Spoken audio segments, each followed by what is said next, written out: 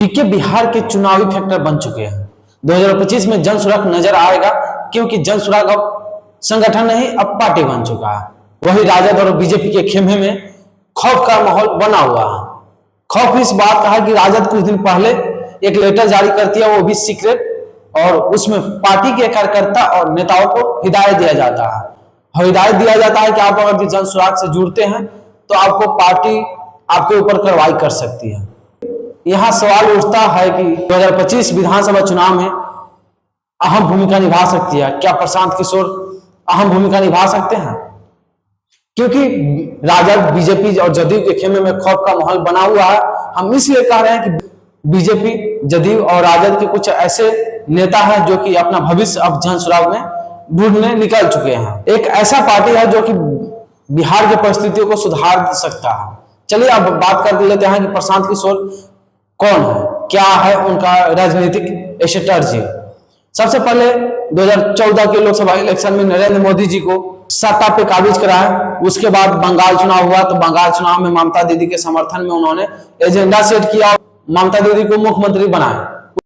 उसके बाद बिहार की राजनीति का अचानक के कहे जाने वाले नीतीश कुमार को चुनावी एजेंडा सेट कर गद्दी पर बैठाया। अब खुद चुनावी मैदान में उतर चुके हैं प्रशांत किशोर, और लगभग 1.5 साल से बिहार के तमाम जिलों में जा करके जन सुराग के एजेंडा लोगों को अपना विचार रख रहे हैं। और कहीं ना कहीं लोग जो है बहुत ज्यादा संख्या में जन सुराग के समर्थन में अब उतर रहे हैं। इसी वजह से जदयू, बीजेपी और राजद के खेमे में कहीं ना कहीं एक डर उत्पन्न हो गया है कि क्या 25 में जन सुराग यानी प्रशांत किशोर माहौल भी आ सकते हैं।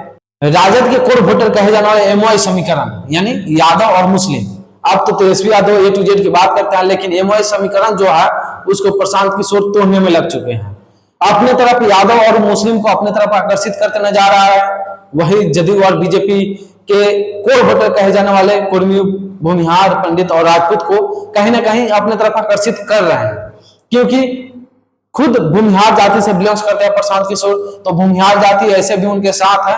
लेकिन वही राजपूत और पंडित की बात करें या फिर कुर्मी की बात करें तो ये सब कहे जाते हैं कि नीतीश कुमार के कोर वोटर हैं, साइलेंट वोटर हैं। अब देखने का विषय ये होता है कि क्या 2025 के चुनाव में प्रशांत किशोर कहीं ना कहीं बीजेपी और राजद, जदयू के गठजोड़ को कमजोर कर सकता है और एक नए समीकरण उत्पन्न कर सकते हैं।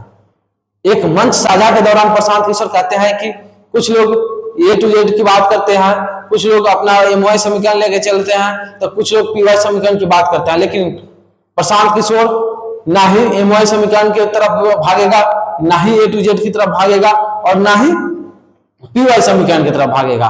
प्रशांत किशोर का एक ही लक्ष्य है, वो है जनदल। जनदल के थ्रू लोगों का समर्थन मिलेगा और प्रशांत किशोर 25 के विधानसभा चुनाव में अपना बहुमत साबित करके दिखाएगा।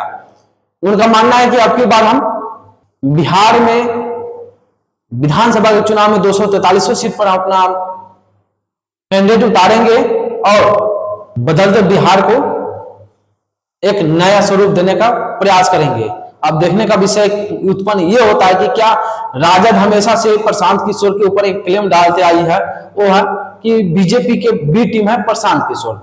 लेकिन वही दूसरी तरफ बात करें तो प्रशांत किशोर हमेशा से राजद को घेरते नजर आती है। जब से जन सुराग का पैदल मार्च निकाले हैं या फिर जन सुराग का प्रचार प्रसार जब से कर रहे हैं प्रशांत किशोर, तब से लेकर अभी तक कहीं ना कहीं सबसे ज्यादा किसी पे प्रहार किए हैं, राजनीतिक प्रहार किए हैं, तो वो है राजद। अब एक तरफ राजद उनको बी टीम बताती है बीजेपी को, तो वही प्रशांत किशोर एक तरफ कहते हैं कि नहीं, ये हमेशा से लूटने का प्रयास किया।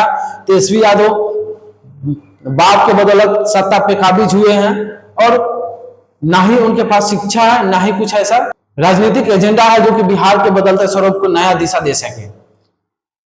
अब हम आपसे एक प्रश्न पूछते हैं कि क्या प्रशांत किशोर सही में बीजेपी के बी टीम है, या फिर 2025 के विधानसभा चुनाव में प्रशांत किशोर अहम भूमिका अदा कर सकते हैं?